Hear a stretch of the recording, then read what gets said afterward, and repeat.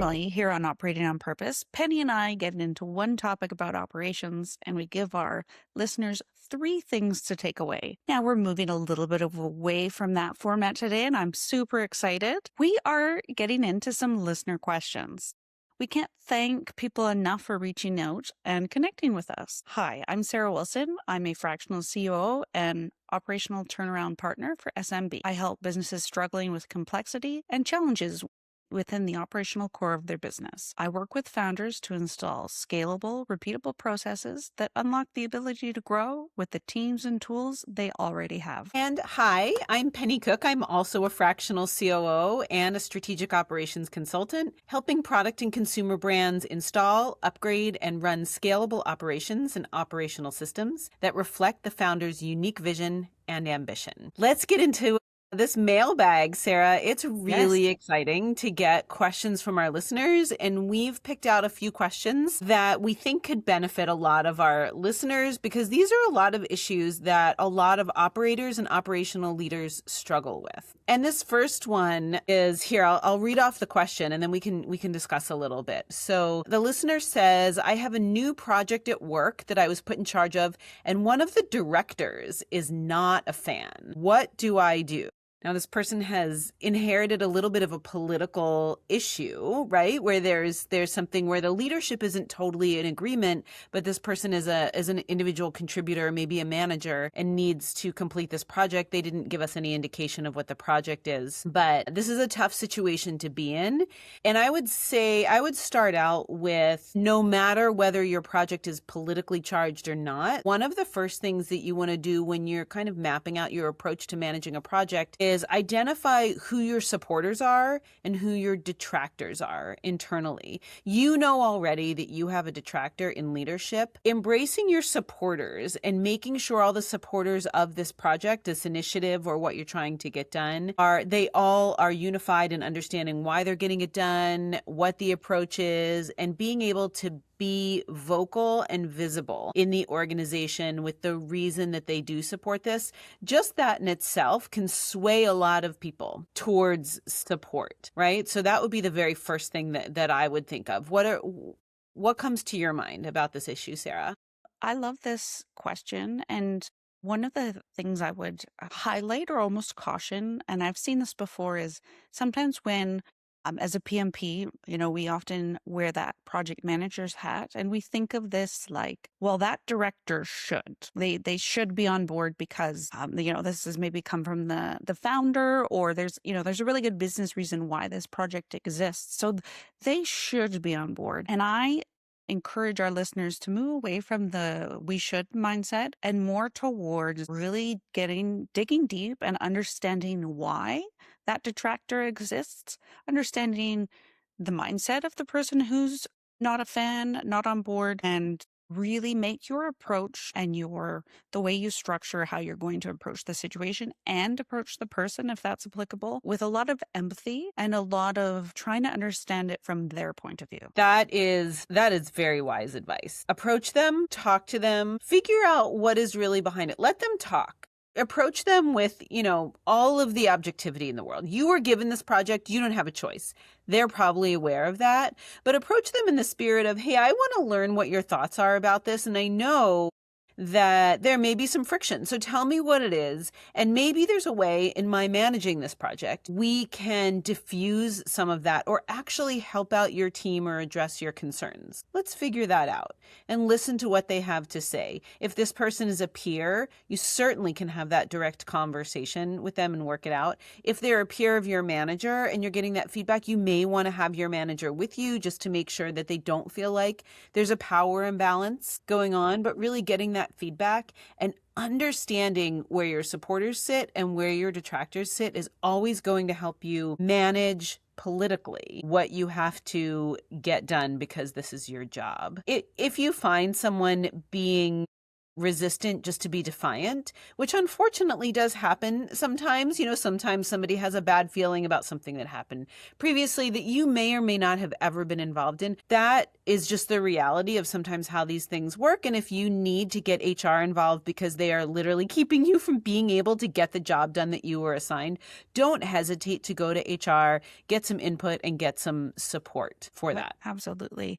Thank you so much for that question. I appreciate the person who sent that in. Yeah. So the Yeah, next it's a good one, one. We've yeah, all faced it. Yeah. absolutely.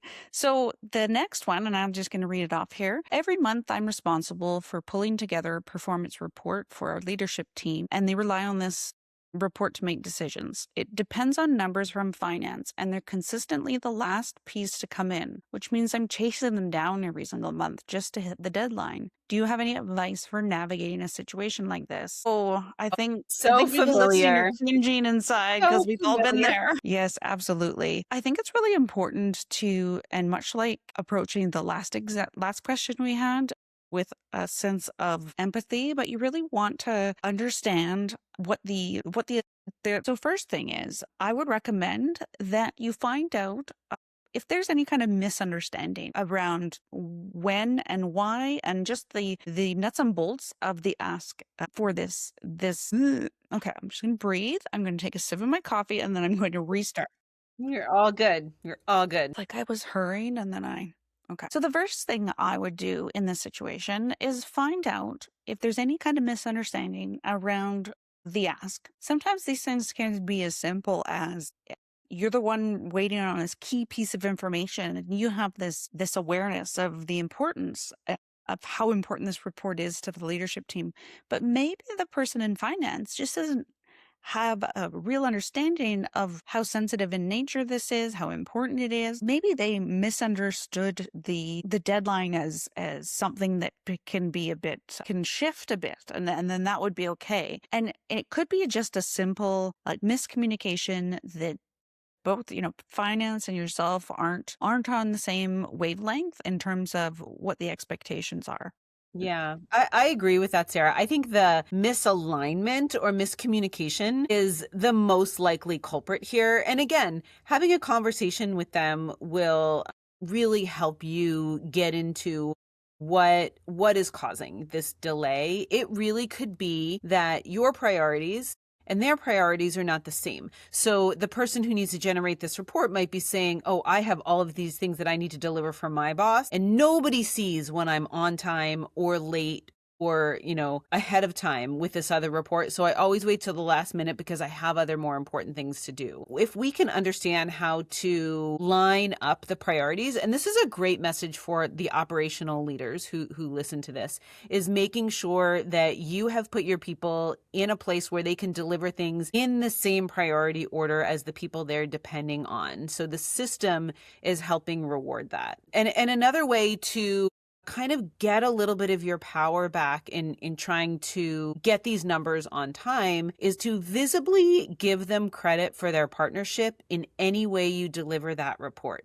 Thank you to the finance team. Thank you for these people in finance who are consistently making these numbers available so we can show this report, which helps us manage our output or whatever. If you're really visibly showing that, the people will know that they're getting credit. They'll know that their work is visible, and they're a little more likely to kind of sit up straight and get you what you need. It's also really nice to spread the credit around Yes. and be the person who thanks everybody around you visibly. And I think in operations, we have a real opportunity for potentially what might be a process improvement opportunity with another department.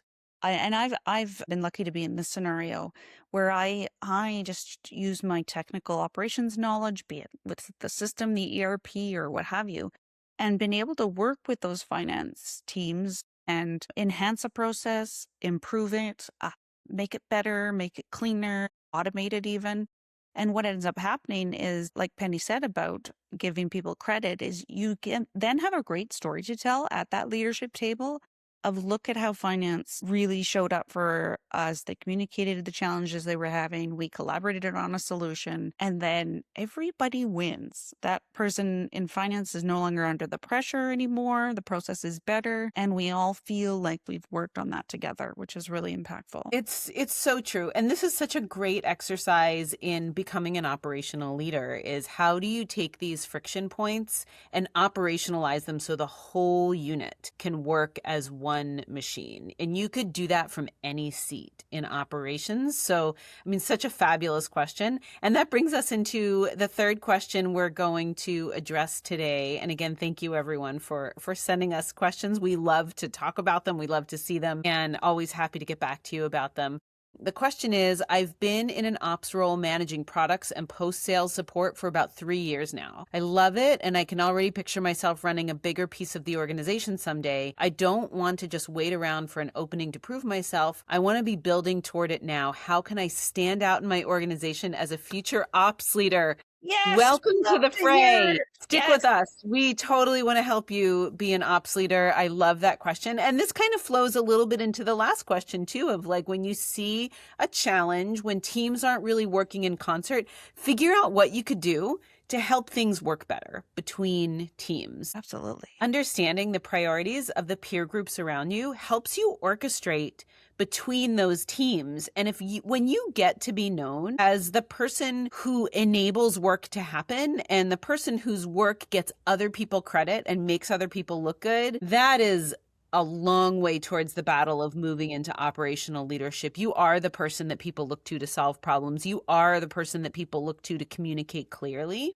That's a great place to start, and you're going to be successful at no matter what level you end up at. It's so true. And the thing to remember, and I've lived this in my own career, and I think Penny, you probably have too, is that being that person who gets other people credit, that is a really wonderful thing to do because you end up improving things. You're going to improve your own work life in doing so. You're going to improve others. And then you just get to be known as that person who shows up with great energy and that people want to work with because you get better opportunity if you not only are good technically within the organization, you're good at the execution end of the mechanics of the work. That's all really important, but being somebody that other people want to work with, that is a really magical lever that you can draw on.